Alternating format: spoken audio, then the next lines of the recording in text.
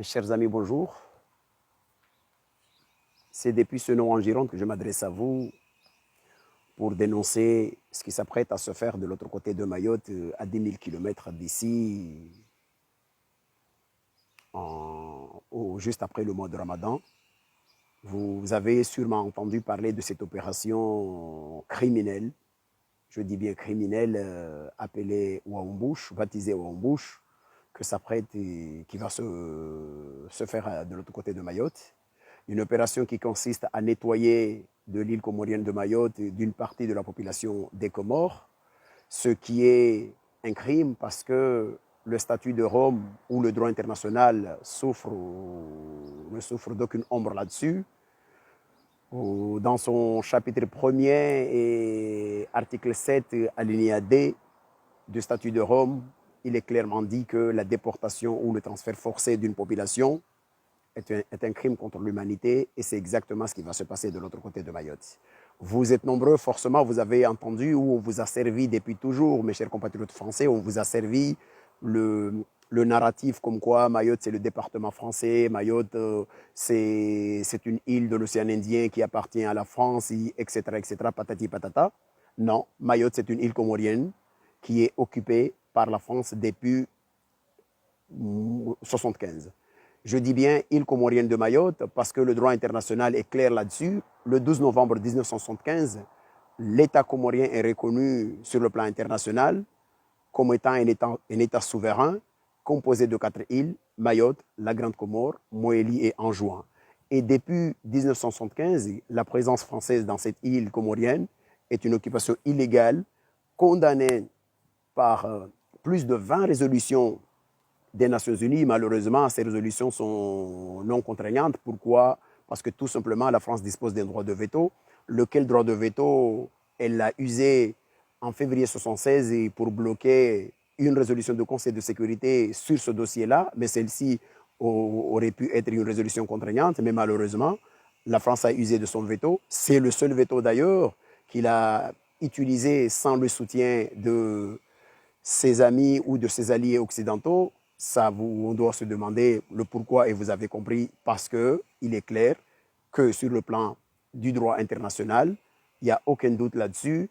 Mayotte, la présence française dans cette île est une occupation illégale.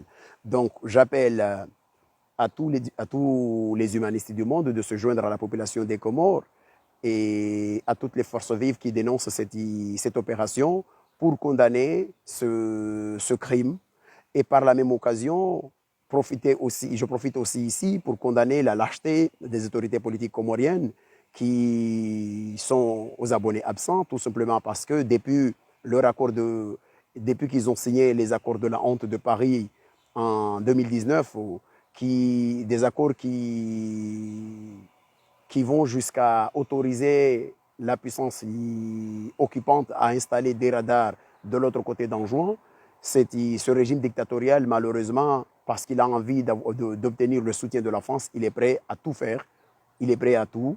Et donc, voilà, aujourd'hui, il est en train de sacrifier une partie de nos populations, une partie de notre population comorienne, parce que sous l'autel du soutien de la dictature par la France. Et je dénonce ça. Et en même temps, je dénonce également la schizophrénie de nos institutions européennes parce que dans ce contexte actuel, nous savons tous combien nous sommes engagés, nous, en tant qu'Européens, en tant qu'Occidentaux, nous sommes engagés dans la condamnation de l'occupation illégale ou de l'occupation ou de l'agression criminelle de la Russie en Ukraine. Mais au même moment, on ne peut pas accepter que les instances européennes cautionnent ce qui se passe de l'autre côté des Comores. Parce que, je dis cautionne parce que non seulement qu'ils ne condamnent pas, mais depuis 2014, date à laquelle, symétriquement, c'était le même moment où la Russie a agressé l'Ukraine de l'autre côté de la Crimée, les instances européennes ont reconnu Mayotte comme étant un territoire périphérique de l'Union européenne. Comment est-ce qu'on peut accepter une telle schizophrénie alors qu'on sait très bien que tous les États européens ont signé, ont voté la résolution 3385 des Nations Unies, du 12 novembre 1975 des Nations Unies qui reconnaît la souveraineté de l'État comorien dans son intégralité, oui, puisque son intégrité est composée d'un territoire archipélique qui est composé de 4 îles, Mayotte, la Grande Comore, Anjouan et Moélie. Donc c'est parce que nous sommes attachés au droit international, parce que nous sommes, particulièrement moi, je suis franco-comorien, parce que je suis attaché au droit et parce que je ne peux pas rester silencieux et voir une partie de ma population être victime d'un crime contre l'humanité sans rien dire. C'est pour cela que j'appelle solennellement et j'invite toutes les forces du monde, toutes les humanistes du monde, toutes celles et ceux qui sont attachés au droit international, toutes celles et ceux qui sont attachés à la paix internationale, de se joindre à nous pour dénoncer cette opération. Non, non. Et je dis à ma patrie, ma seconde patrie, la France, ce n'est pas possible. Ce que vous êtes en train de commettre, il faut tirer les leçons de nos erreurs. Il faut tirer les leçons de nos erreurs aussi bien en Afrique que dans le monde. On a commis des erreurs d'appréciation, on a fait des fautes, etc., etc. Donc il est temps de les corriger parce que ça peut renforcer un sentiment qui malheureusement ne nous arrange pas. Donc j'appelle au bon sens, j'appelle au respect du droit et j'appelle à la grande France. Et je le rappelle ici que la France n'est grande que quand elle incarne les valeurs qui ont fait d'elle une grande nation. Et ces valeurs-là, c'est la déclaration des droits, la déclaration universelle des droits de l'homme. Mais il est inadmissible que Mayotte, j'ai une pensée pour M. Gringo, un ancien ministre des Affaires étrangères français, qui avait parlé de Mayotte le dérisoire, qui disait que mais comment une grande nation comme la France peut accepter, parce qu'il y a certains lobbies au niveau du Sénat français, nous sommes en 75, le contexte était en 75, parce qu'il y a un petit bloc de certains politiciens français qui sont de mèche avec le lobby mahorais, qu'on va accepter malheureusement de commettre une violation du droit international qui risquera plus tard de nous rendre inaudibles. Et malheureusement, c'est ce qui se passe. On voit souvent les Russes qui se servent de cette situation-là en disant oui, vous aussi, vous occupez l'île comorienne de Mayotte depuis 1975. Mais le souci, malheureusement, on est arrivé à ça. Pas parce que la Russie veut aider les Comoriens à retrouver, l'État comorien à retrouver son territoire souverain. Non, pas du tout. C'est tout simplement parce que la Russie se sert dans sa communication de ce forfait français pour justifier son agression criminelle de l'autre côté de la Russie, de l'autre côté de l'Ukraine.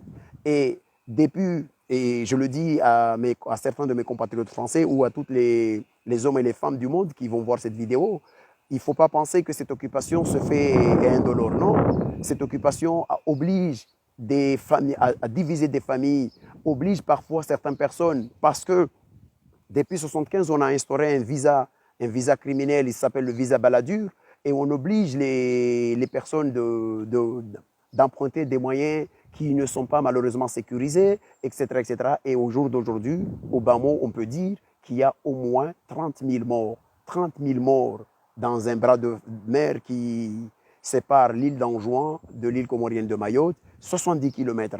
Ce n'est pas possible. Ce n'est pas possible. Ce sont pas 30 000, c'est 30 000 Comoriens. Vous imaginez 30 000 Comoriens sur une population générale de 800 000 habitants. Ça fait combien proportionnellement? Donc c'est inadmissible. Mais malheureusement, aujourd'hui, peut-être cette situation, il y a une grande partie de la population mondiale qui ne la connaissent pas, parce que tout simplement, celles et ceux qui sont censés porter cette voix plus haut, c'est-à-dire les autorités comoriennes, malheureusement, ils font preuve d'une lâcheté ignoble. Ils font preuve d'une lâcheté ignoble. Et aujourd'hui, on se retrouve à mobiliser des sociétés civiles là où il fallait que ce soit les autorités comoriennes qui portent la charge plus haut dans les instances internationales. Mais malheureusement, ces gens-là, ceux qui nous gouvernent, ils sont nés avant la honte. Et voilà, on est arrivé à un stade où on demande à... Et surtout, excusez-moi, surtout, en ce moment où les Comores président l'Union africaine, c'est en ce moment-là qu'il fallait absolument, si l'autorité comorienne aujourd'hui, les autorités politiques comoriennes d'aujourd'hui avaient un minimum de dignité ou avaient un sens de patriotisme, il fallait mobiliser tous les pays de l'Afrique, les 54 pays africains, pour monter au créneau et dénoncer cet acte-là. Mais malheureusement, rien ne se fait parce qu'on est dirigé par des criminels lâches, on est dirigé par un régime autoritaire d'une lâcheté ignoble qui bénéficie malheureusement du soutien de la France, le pays des droits de l'homme, la patrie des droits de l'homme qui soutient un régime dictatorial, qui soutient un régime criminel qui tue des gens. Et pas récemment, le 28 mars, il y a 2 jours de cela, le 28 mars, le chef de la dictature comorienne, M. Azali Assoumani, est président en exercice de l'Union africaine, était aux Nations Unies pour parler du terrorisme. J'ai envie de lui dire, mais le terrorisme, c'est quoi? C'est un terrorisme d'État. Ce 28 mars, au moment où vous vous exprimez de l'autre côté de Nations Unies, ça fait 4 ans. Oui, ça fait 4 ans parce que le 28 mars 2019, vous avez fait quoi, vous?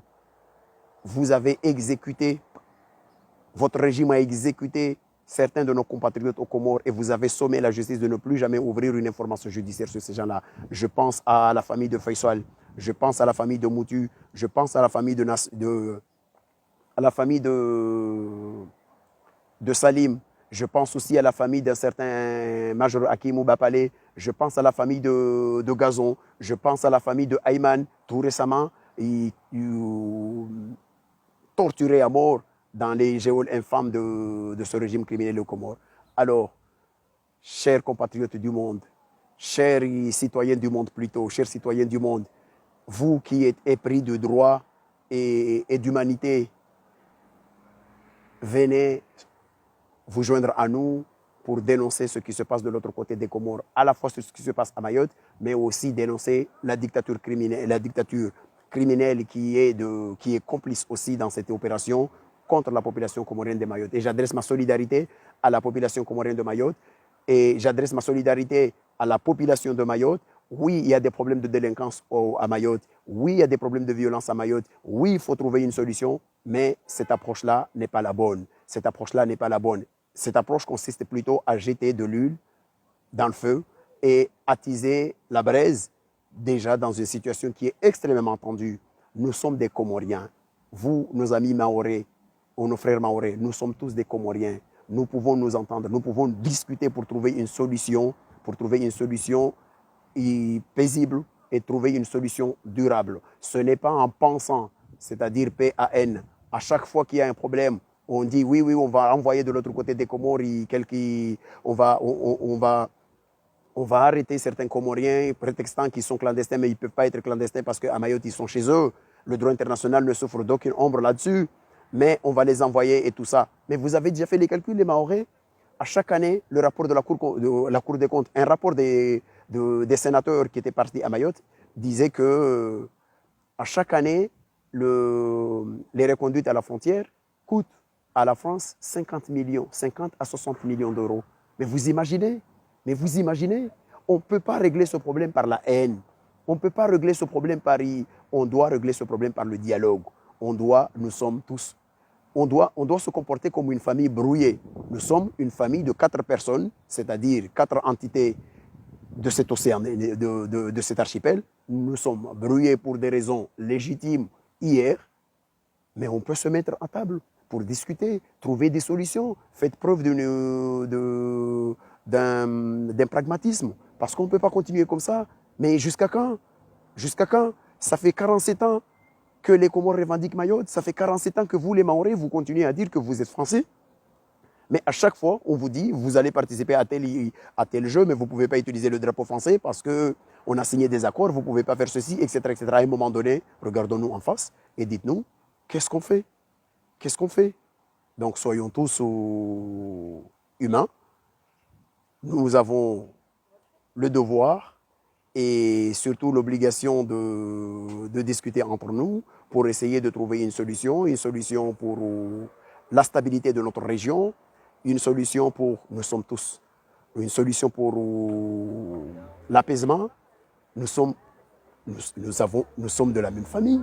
On ne peut pas continuer à laisser des gens qui venir attiser le feu et venir